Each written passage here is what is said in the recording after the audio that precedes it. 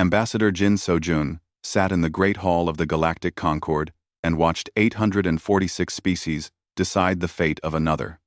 The chamber stretched so vast that the far walls disappeared into shadows. Floating platforms held delegates from across the galaxy. Some breathed methane, others lived in water tanks, and a few existed as pure energy contained in crystal shells.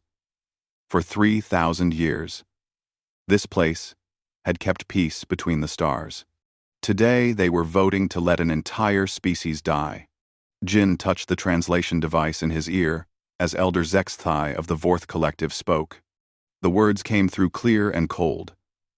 The hegemony of Keth has presented evidence of terrorist activities by Yithrak extremists. Their pacification protocols fall within sovereign rights. The holographic images floating above the chamber floor made Jin's stomach turn. The Keth called them containment facilities. Jin called them death camps. Thousands of reptilian Yithrak people pressed against electric fences. Their scales had turned gray from starvation. Children clung to parents who could barely stand. Ambassador Thexhai of the Keth hegemony rose from his platform. His forearms gestured at the images with practiced calm. These facilities protect law-abiding citizens from Yithrak violence. Notice how we provide shelter, food, and medical care. The hegemony acts with restraint and mercy. Jin had seen the real images. Human intelligence networks had smuggled them out at great risk. Mass graves stretched for miles. Chemical weapons designed to target Yithrak biology. Factory-like buildings where living beings went in and only ash came out. This was not restraint. This was genocide. The crystalline delegate from Zephan Prime spoke next. Her voice rang like broken glass. The Keth have submitted proper documentation. Their internal affairs require no outside interference. The Concord must respect sovereign autonomy. One by one, the species voted. The Deep Current Civilization voted for non-interference. The Silicon Collective voted for non-interference. The Methane Republics voted for non-interference. Each vote came with polite words about regrettable situations and proper procedures. Jin watched the numbers climb on the voting display. 800 species voting to look away, while an entire people died. Only 46 voted for intervention. Humanity's single vote would not matter. When Elder Korth called for final statements, the chamber fell quiet. Jin stood and felt 800 pairs of eyes turn toward him. Some delegates whispered among themselves. The newest species in the Concord wanted to speak. How amusing. Honored delegates. Jin began, his voice carrying across the vast space. I hold evidence that the Keth are committing genocide against the Yithrak people. Soft laughter rippled through the chamber. Ambassador Thexhai's mandibles clicked with amusement. The humans show their inexperience again. Emotion clouds their judgment. They see conspiracy where others see justice. Jin activated his datapad. New holographic images replaced the Keth propaganda. These showed the truth. Mountains of bodies. Children separated from families. Gas chambers disguised as medical facilities. The laughter died away. These images came from Keth facilities themselves, Jin said. Their own security recordings. This is not justice. This is murder on an industrial scale. Elder Zexthai's gaseous form shifted with irritation. Even if these images were authentic, which we doubt, they show internal Keth matters. The Concord cannot interfere in sovereign territory based on emotional human assumptions. The voting display showed the final count. 794 votes for non-interference. 52 for intervention. The measure failed by a massive margin. Jin looked around the chamber at beings who had just voted to permit genocide. Species that claimed to be civilized. Races that spoke of honor and wisdom and progress. All of them choosing comfort over conscience. He thought of his grandmother's stories. How she had fled the killing fields of Earth's 20th century. how neighbors had turned away while families disappeared in the night. How good people had convinced themselves that someone else's suffering was not their problem. His grandmother had made him promise something when he became Earth's ambassador. Never again, she had whispered with her dying breath. No matter the cost, never again. Jin touched his communication device and opened a channel to Earth. President Lee, he said quietly. The vote has failed. The Concord will not act. The chamber watched as Jin received his response. He stood straighter and looked directly at Ambassador Thexhai. The Keth representative asked about human emotion clouding our judgment. He is correct. Our emotions tell us that watching innocent beings die is wrong. Our emotions demand that we act when others will not. Elder Korth raised a crystalline appendage. Ambassador Jin, the vote is concluded. Human protests will not change the result. You misunderstand, Jin said, his voice growing stronger. I am not protesting your decision. I am announcing humanity's response to it. The chamber stirred with unease. Jin continued, his words carrying to every corner of the vast space. If this Concord will not act to prevent genocide, then humanity formally declares war on genocide itself. We reject any civilization that permits the systematic murder of innocent beings. Chaos erupted across the platforms. Delegates activated emergency communications. Security drones moved closer to the human section. Ambassador Thexhai's forearms spread wide in a gesture of outrage. Impossible! He screeched. Humans cannot declare war on an abstract concept. They cannot reject Concord authority. Jin smiled grimly. Watch us.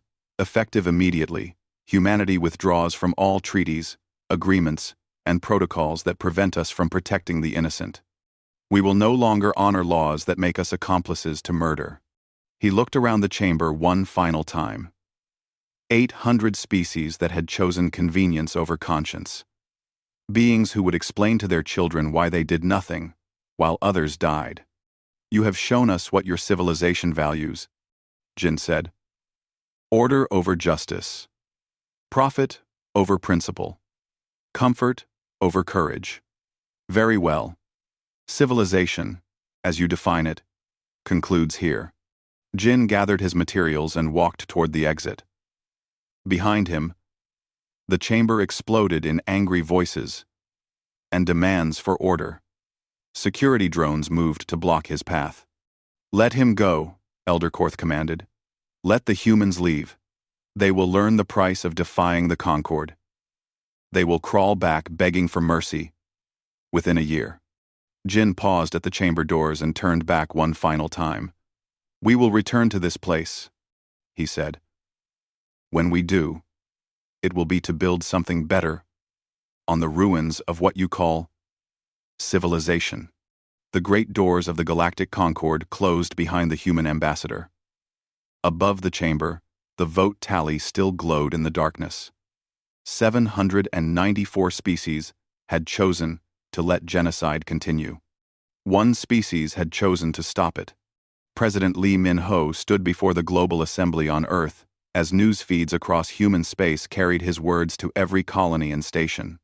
Behind him, the flags of 200 human worlds hung in silent witness to the decision that would change everything.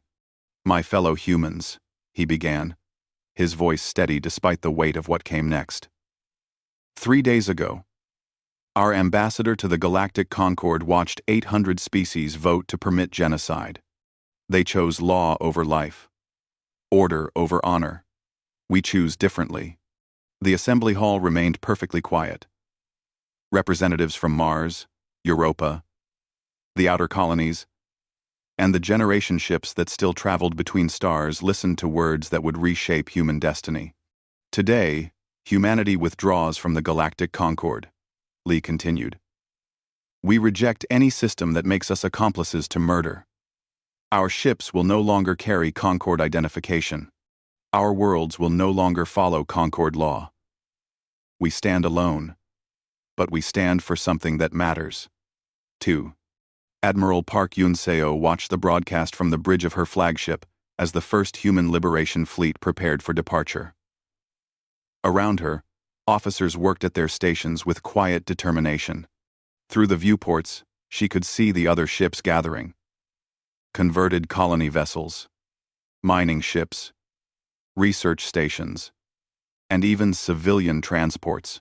Every ship humanity could spare. The fleet was pathetic by galactic standards. 47 ships against the Keth hegemony's thousands. No advanced alien technology. No energy shields or quantum weapons. Just human stubbornness and the belief that some things were worth dying for. "Admiral," her communications officer called out. "Message from Earth Command. You are authorized to proceed." Park nodded and opened ship-wide communications.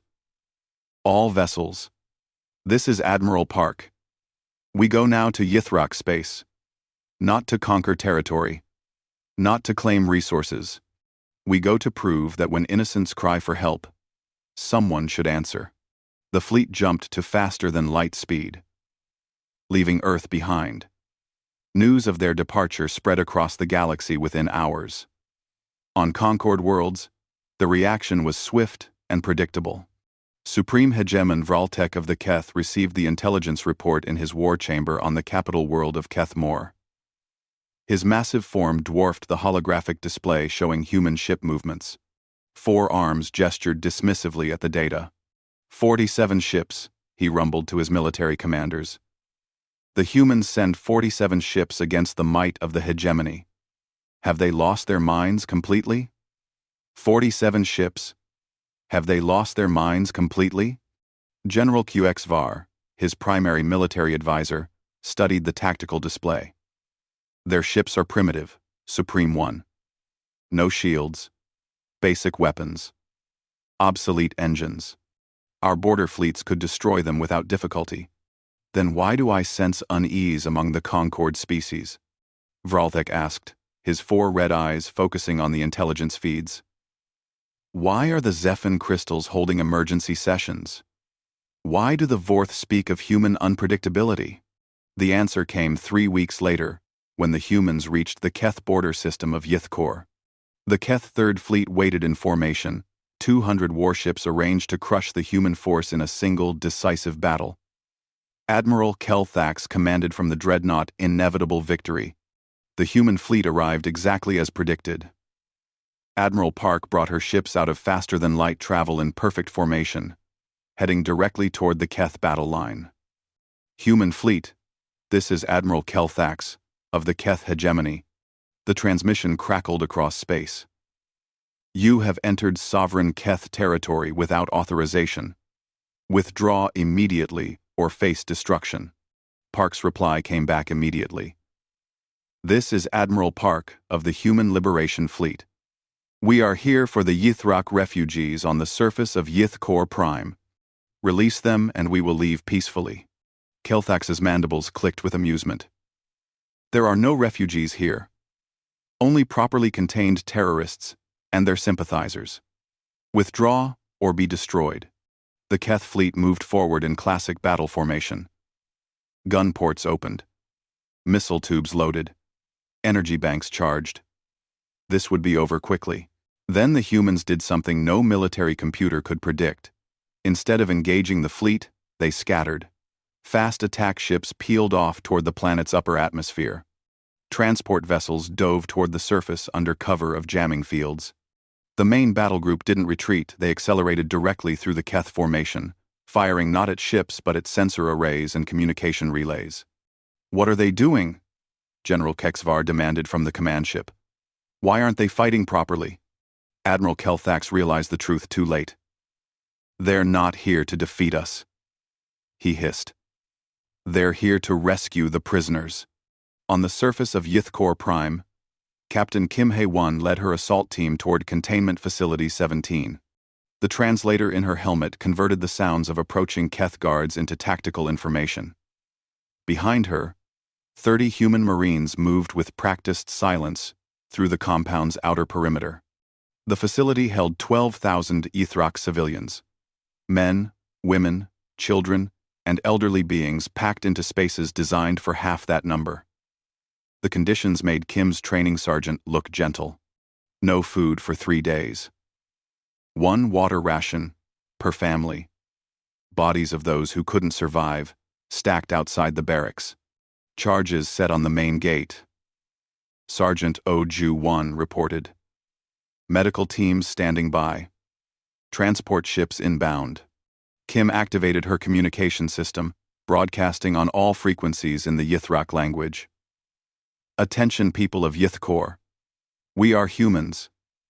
We have come to take you to safety. Please gather your families and move toward the main gate when it opens. The explosion that blew open the facility gates could be heard for kilometers.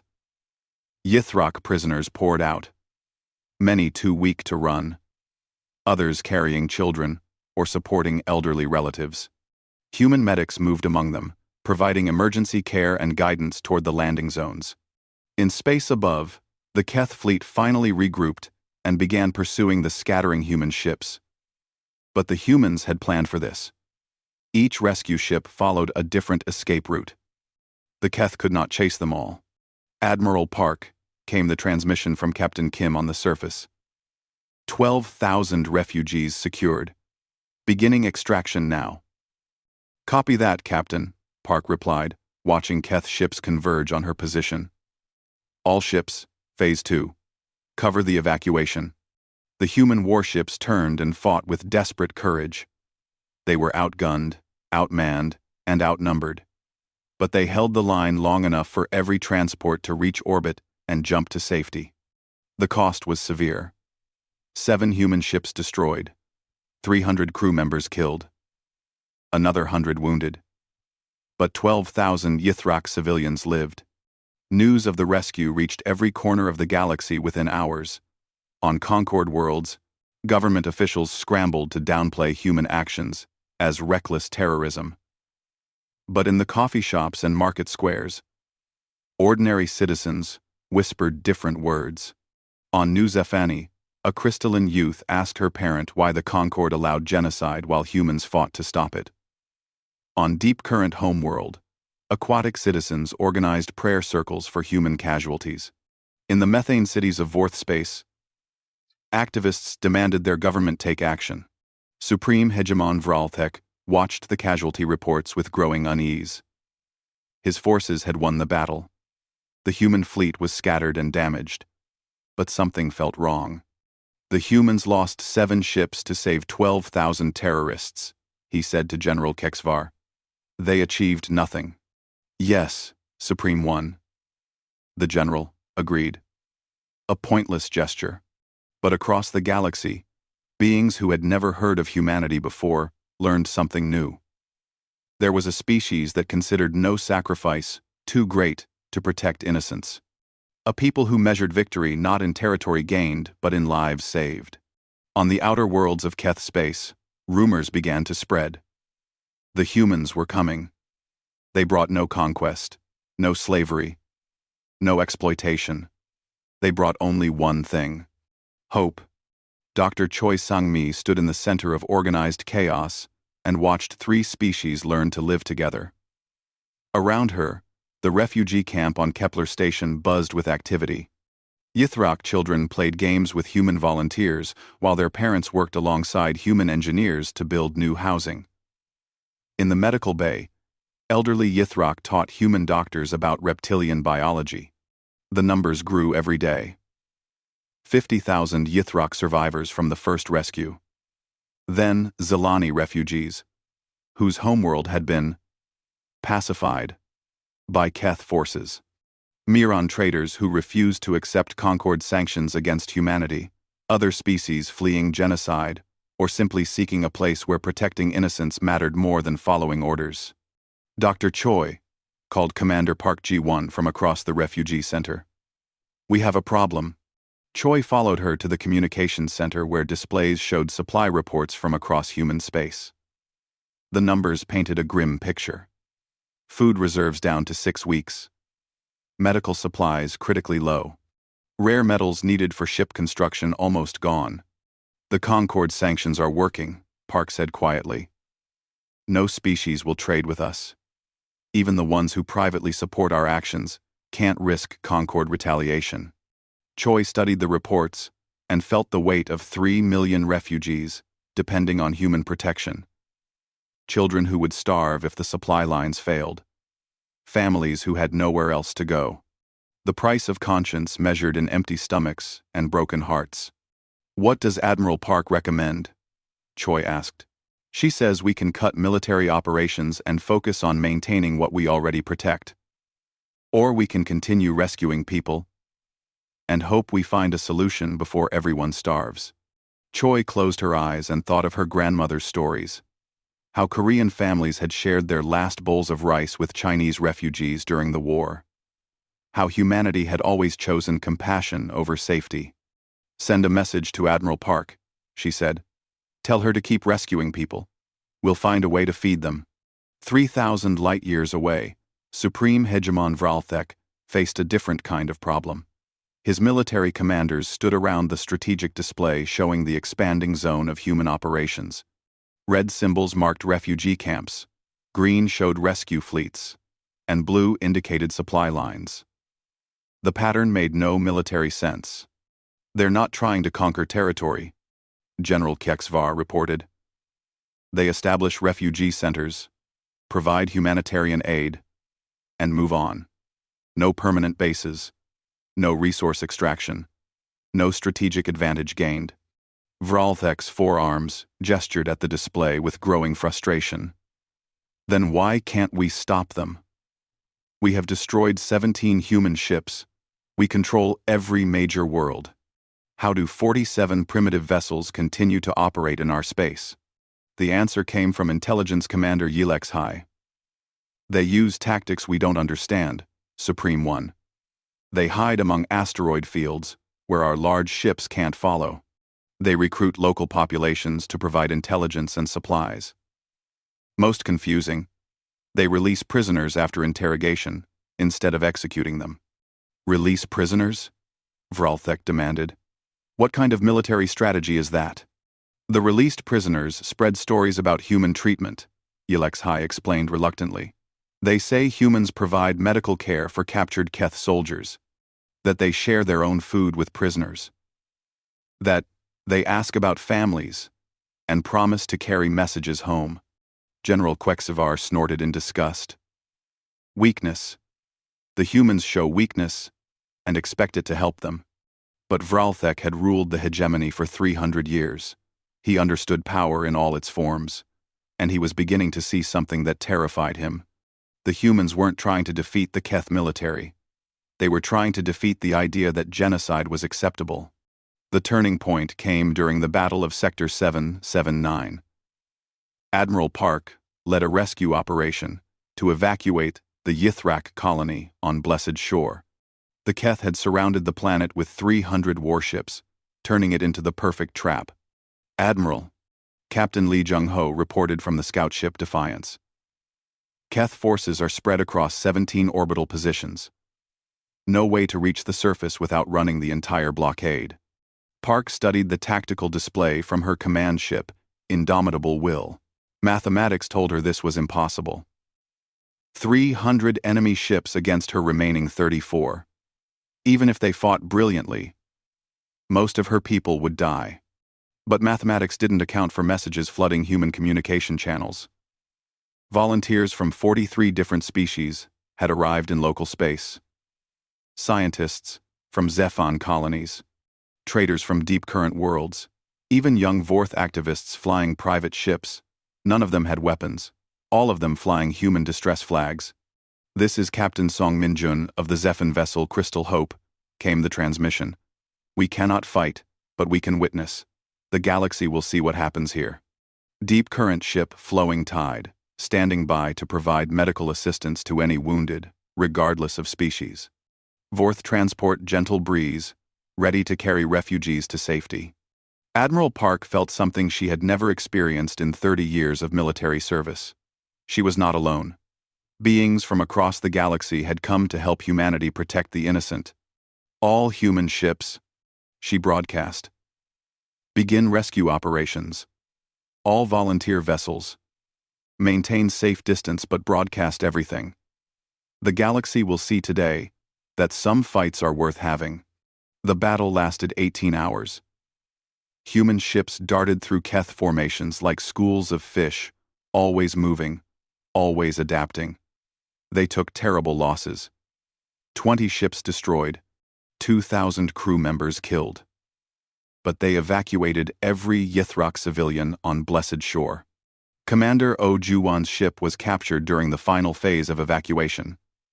Brought before Keth interrogators, he endured 3 days of torture designed to break his mind and spirit. They wanted human tactical frequencies, supply depot locations, command codes. "Tell us your strategy," the interrogator demanded, activating another pain inducer. "How do so few ships continue to evade our fleets?"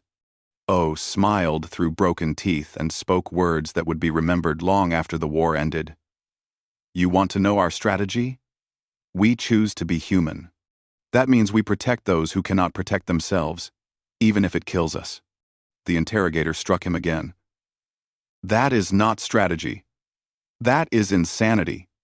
That is insanity. That is insanity." "Yes." O agreed, still smiling.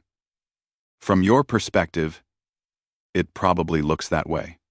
News of the battle spread across the galaxy faster than light itself. The volunteer vessels had broadcast every moment. Beings on thousands of worlds watched human ships sacrifice themselves to save strangers. They saw Keth forces fire on unarmed rescue transports. They heard O's words, under torture. On conquered worlds, governments struggled to control the narrative. But in homes and schools and workplaces, ordinary citizens asked uncomfortable questions. Why did humans die for people they'd never met, while the conquered watched from safety? What did it mean that volunteers from dozens of species chose to help humanity instead of their own governments? Elder Zexthai of the Vorth Collective received reports of growing unrest across member worlds. Young Vorth demanded their government support human actions. Zephan Crystal Cities organized aid shipments for human refugee camps. Deep Current schools taught their children about human sacrifice at Blessed Shore. "The humans are destroying our civilization," he complained to the Concord Emergency Council. "Not through military conquest, but through example. They make us look small and cowardly. By comparison." Elder Korth of the Silicon Collective examined the data with electronic precision. Analysis indicates human actions have created unprecedented unity among previously unaligned species. Their moral position appears to be spreading like a viral infection. "Then we must find a cure," Elder Zexthai declared, "before their insanity spreads to our own populations." But in the refugee camps scattered across human space, Dr. Choi Sang-mi watched something beautiful growing from tragedy. Yithrak engineers worked with human designers to improve ship engines. Zelani artists created murals showing different species standing together. Children, who had never known safety, played games that didn't exist in any single language. "Doctor," called her assistant, Minister Park So-young, "supply ship incoming. They're carrying medical equipment and something else." "What else?" "Food shipments from Zephan colonies. Rare metals from deep current mining operations. Manufacturing components from Vorth industrial worlds. All donated by private citizens who refuse to follow their government's trade sanctions." Choi smiled and looked out at the refugee center, where 3-year-old Yithrak hatchlings taught human toddlers how to build sandcastles. Where elderly beings who had survived genocide sat with young humans and shared stories about better tomorrows. "Update the supply reports," she said. "Mark all categories as sufficient for 3 months, and send a message to Admiral Park." "What should I tell her?" "Tell her to keep rescuing people. We'll find room for however many she brings home." Commander Lee Jung-ho sat in the broadcasting station on New Geneva Station and prepared to change the course of galactic civilization. Around him, banks of communication equipment hummed with power, ready to carry his message to every corner of inhabited space. The plan was simple, dangerous, and completely against Concord communication protocols. "All stations report ready," announced his communications specialist, Lieutenant Kim Yeon-woo. We'll have maybe 6 hours before Concord security shuts down the relay networks. Lee nodded and activated the galaxy-wide emergency broadcast system. In 6 hours, he would either spark the greatest awakening in galactic history or trigger a war that would consume everything humanity had built. Citizens of the galaxy, he began, his voice carrying across 800 star systems.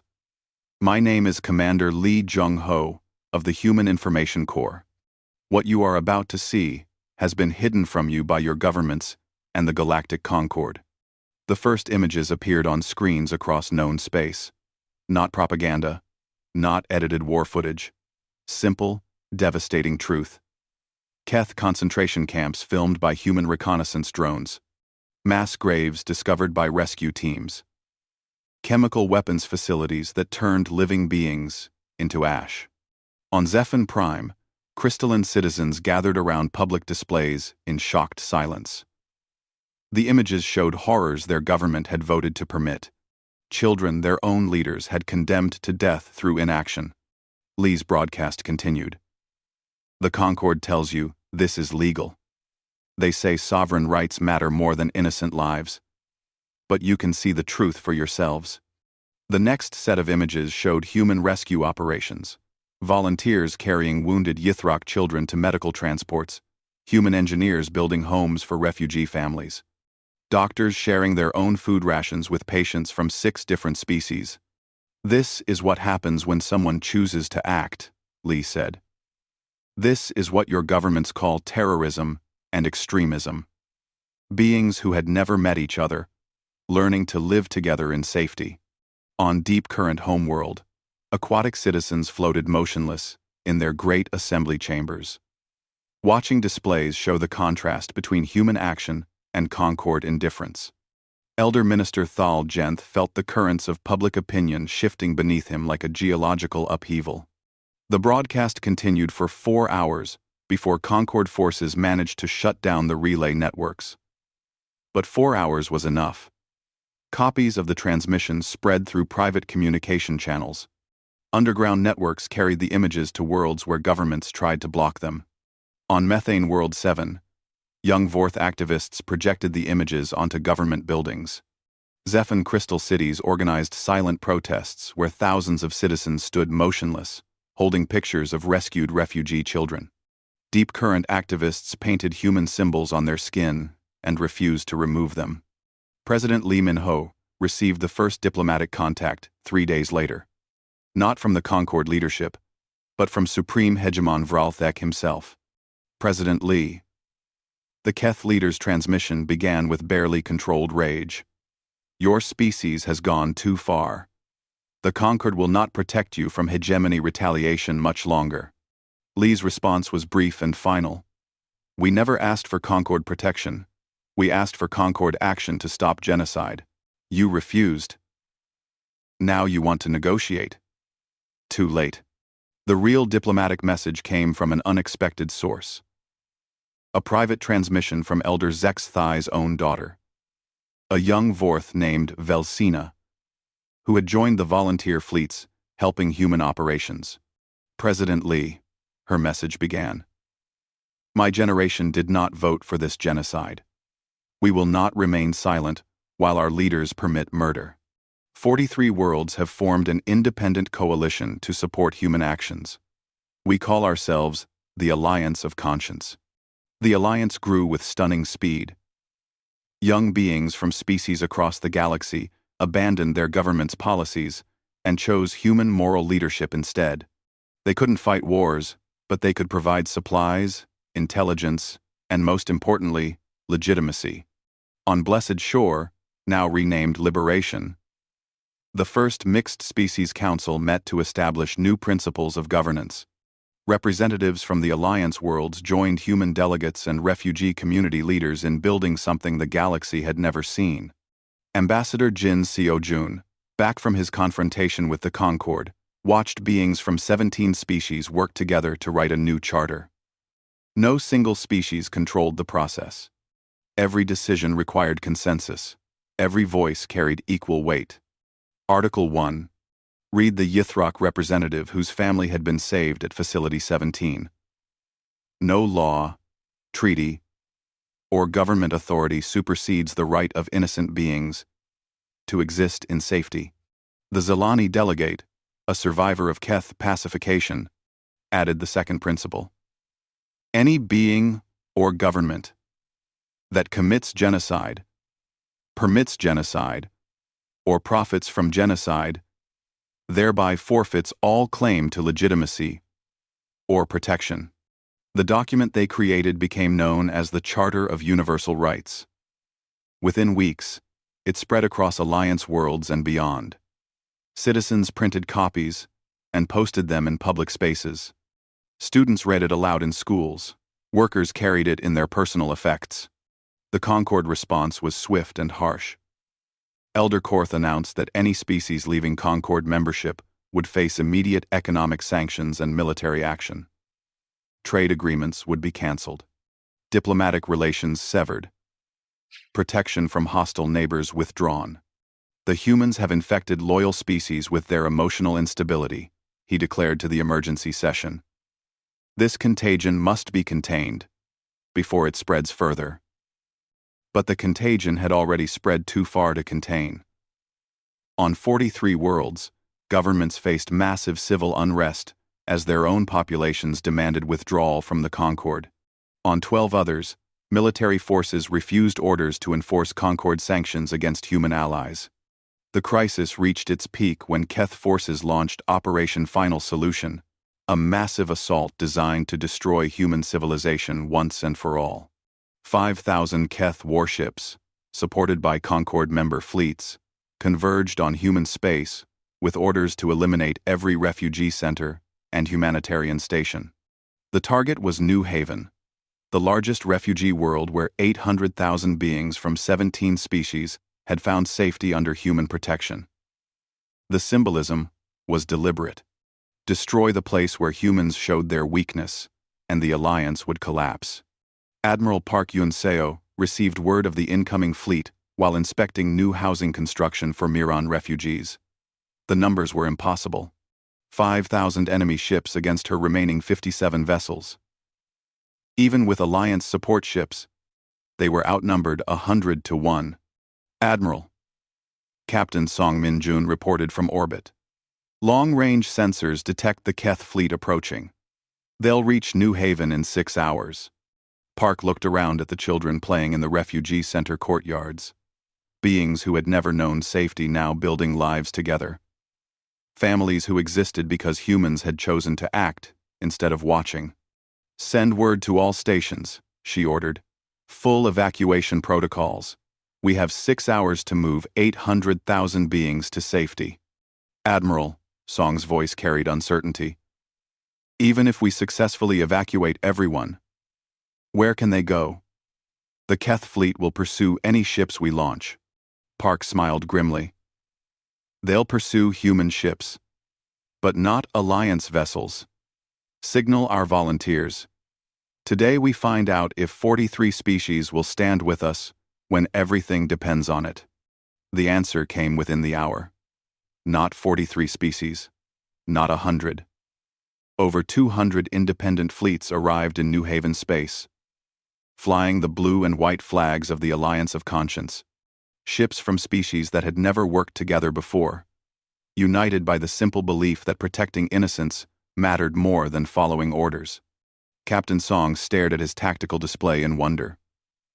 Admiral, I'm reading Zephyr crystal haulers, deep current medical ships, Vorth transport flotillas, even Silicon collective cargo vessels. They're all broadcasting the same message. What message? We stand with humanity. We choose conscience over comfort.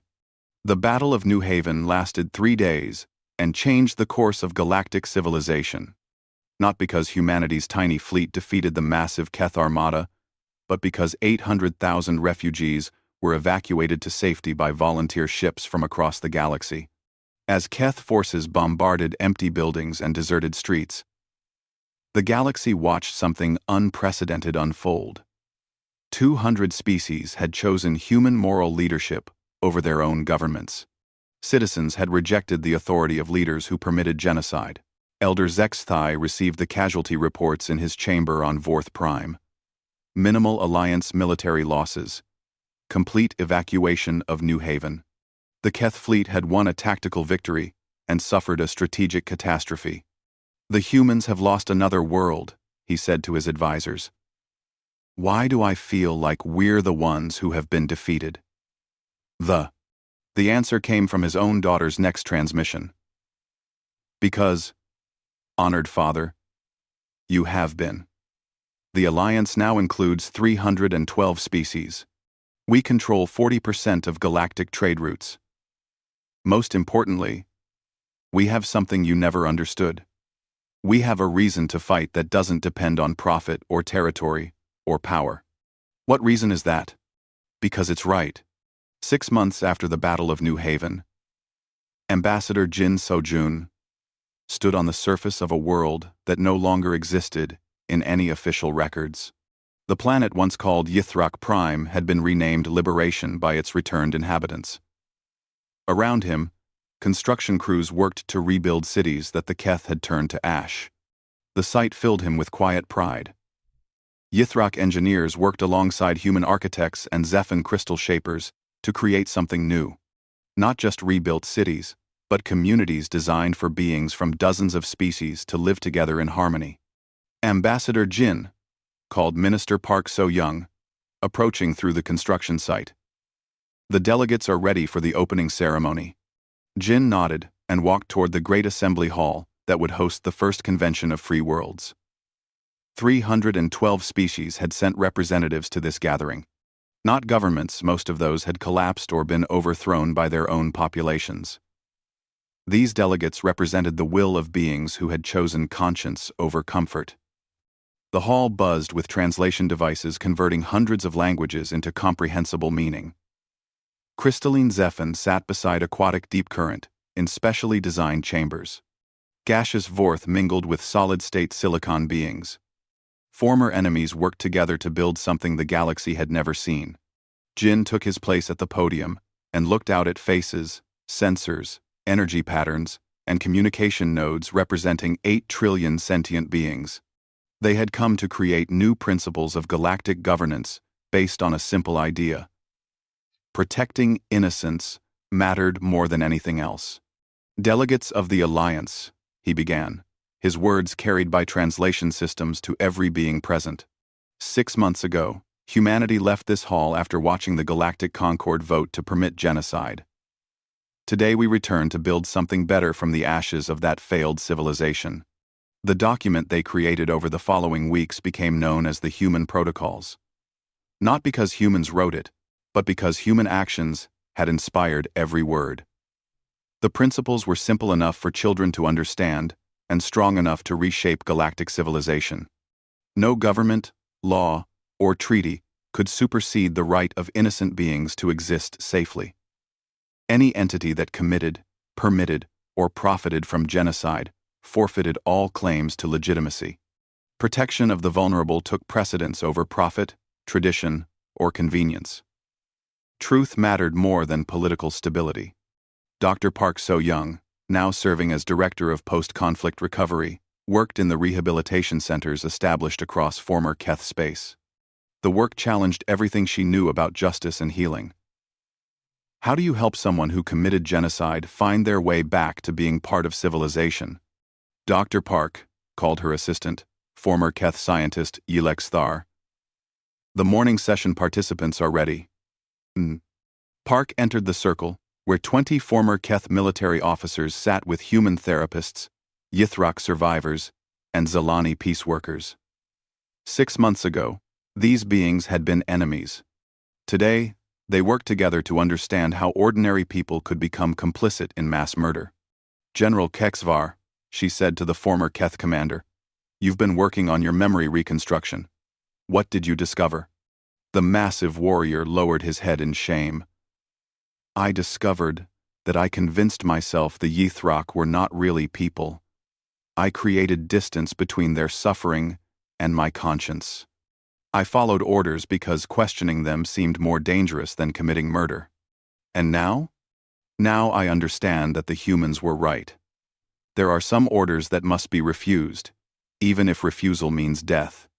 The rehabilitation programs produced remarkable results. Former Keth soldiers became the most effective advocates for preventing future genocides. They understood the psychology of systematic murder and could recognize the warning signs better than anyone. Admiral Park Yun-seo, now aged and scarred from 3 years of constant warfare, visited the memorial gardens on New Liberation. The walls bore names of every being who had died during the Genocide War. Human crews who sacrificed themselves for strangers' children. Alliance volunteers who flew unarmed ships into battle zones. Refugees who didn't survive long enough to see freedom. Admiral, called Captain Song Min-jun, joining her beside the memorial fountain. The Defense Council is ready for your final report. Park nodded and walked toward the government complex, where beings from across the galaxy worked to establish the Alliance military forces. Not armies of conquest, but protection forces, designed to prevent future genocides. The transition is complete, she reported to the Mixed Species Council. Keth space has been redistributed to survivor populations and Alliance oversight. Former military installations have been converted to refugee processing centers and educational facilities. What about resistance movements? Asked the Zephan representative. Minimal, Park replied. Most former Keth citizens have accepted Alliance authority. The rehabilitation programs are producing positive results. Violence levels continue to decrease. The transformation of Keth space represented the Alliance's greatest achievement. Instead of conquest and exploitation, they had chosen reconstruction and reconciliation. Former enemies worked together to build institutions designed to prevent anyone from ever wielding genocidal power again. But the most important changes happened in schools across Alliance space. On worlds that had never heard of each other before the war, children grew up learning universal principles of dignity and protection. History classes taught not just the facts of their own species, but the stories of beings from across the galaxy. In one classroom on New Geneva Station, a human teacher named Lee Sung-min watched 8-year-old students from 5 species work together on a project about cooperation. Teacher Lee called a young Yithrak student whose scales still showed faint scars from early malnutrition. Why did the humans fight for people they didn't know? Lee smiled and looked around at children whose parents had been enemies during the war. Because we learned that strangers are just friends we haven't met yet. And friends protect each other. 2. A Keth child, descendant of former hegemony citizens, raised her hand. My grandmother says her people did bad things during the war. Why do you let us live here now? 2. Because, Lee said carefully, we learned that children are not responsible for what their parents did wrong. You get to choose who you become. The economic transformation proved as dramatic as the political changes. Species that had hoarded resources and knowledge began sharing freely. Scientific advances accelerated when researchers could collaborate without political restrictions. Trade flourished when trust replaced fear as the foundation of agreements. On Earth, President Lee Min-ho reviewed reports showing the Alliance's growing prosperity. Energy production had increased 40% through shared technology. Medical advances were eliminating diseases that had plagued species for millennia. Agricultural innovations were feeding populations that had faced chronic shortages. Mr. President, his economic advisor reported, productivity indices show sustained growth across all Alliance sectors. The elimination of military spending on aggressive operations has freed enormous resources for development. Lee nodded but kept his attention focused on the most important statistics. Refugee resettlement. 95% successful integration. Educational access. Universal coverage achieved. Preventable deaths. Down 80% in former conflict zones. The numbers told a simple story. Civilization built on protecting innocents worked better than civilization built on exploiting them. 5 years after the end of the Genocide War, Admiral Park returned to the site where it all began. The former Galactic Concord Station had been transformed into the Alliance Academy, where young beings from across the galaxy learned the principles of universal rights and protection. She walked through halls where students studied together, regardless of species, homeworld, or family history. In one classroom, former enemies' children collaborated on projects about preventing future conflicts. In another, young beings practiced the difficult art of standing up for principles even when it cost them personally. Admiral Park called one of her former officers, now an instructor at the academy. "Your speech to the graduating class is scheduled for this afternoon." Park nodded and made her way to the great assembly hall, where the Concord had once voted to permit genocide. Now it hosted ceremonies celebrating beings who had chosen to protect innocence despite personal cost. She looked out at young faces from 200 species and spoke the words that had become the Alliance motto. The test of any civilization is simple. When innocents cry for help, does someone answer? Today, you promise that someone always will. Outside the academy, a memorial plaque bore words that captured the transformation of galactic civilization. Here lies the old civilization that counted the cost of doing right. Here begins the one that counts the cost of doing wrong. The plague was written in 300 languages, but every child in Alliance space could recite it from memory. They grew up knowing that their parents and grandparents had chosen to build a galaxy where protecting innocence mattered more than profit, comfort, or tradition. In the end, humanity's greatest victory was not military or political. It was moral. They had proven that ordinary beings could choose conscience over convenience, that protecting strangers was worth any sacrifice, that civilization's highest achievement was not power, but compassion. The old galaxy had concluded with a vote to permit genocide.